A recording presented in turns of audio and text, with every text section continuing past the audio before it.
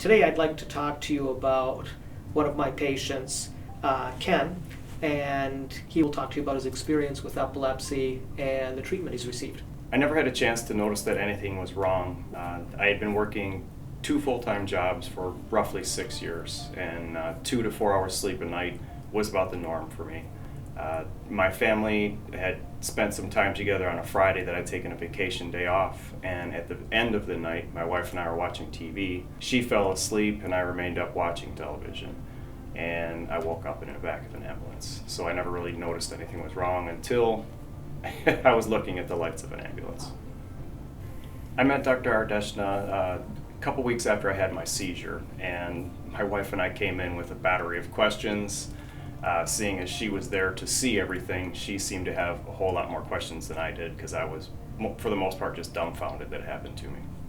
My name is Dr. Nikesh Ardeshna, and I'm an epileptologist. I'm a neurologist who is fellowship trained to treat adults with epilepsy, and I currently serve as the medical director of epilepsy for McLaren Macomb.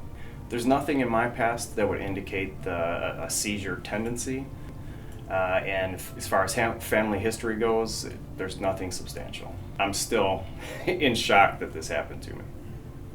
Ken's case is typical for others that I've seen. Many patients have their first seizure and it's totally unexpected. They don't have a family history, and the first seizure can occur at any age. In his case, it occurred at age 44, and that's why it is somewhat shocking, quite shocking to the patient. I had several feelings when I first was told that now I'm an epileptic. Disbelief, anger. I was very angry that I had lived a life thinking that I had a lot of control over certain things, and there was quite a bit of fear. I have 2 young children and a wife, and to put them into this situation with me was very disconcerting for me. My first impression walking into the EMU unit was the organization. I had no idea that there would be so much involved with just watching a patient, their brain waves, and how many people were coming in, coming out. I was pretty impressed and scared with how proficient it seemed like it was going to run. The epilepsy monitoring unit it's a specialized inpatient unit where patients are brought in on a pre-scheduled basis to record their EEG, so that is their brain waves. And the purpose of the testing, this is a multiple day stay, it allows us to determine if they have epilepsy, what type of epilepsy they have, where it's coming from. And the key component to it involves 24/7 continuous video EEG monitoring of the patient with staff on site. After the epilepsy monitoring unit stay, the information that we have helps us determine, firstly, whether or not the patient definitively has epilepsy. Secondly, it'll help us determine the type of epilepsy. And then with that, we can then more specifically choose which medication is better for that type of epilepsy. In some cases, in fact, it'll allow us to take the next step in treatment. If the patient has a drug-resistant epilepsy, it would allow us to consider options for possible epilepsy surgery or a non-pharmaceutical treatment. Well, if epilepsy is untreated, there's various potential consequences. Some of them are short-term, some are long-term. And this is why we as epileptologists advocate for treatment as soon as possible and as aggressively as possible.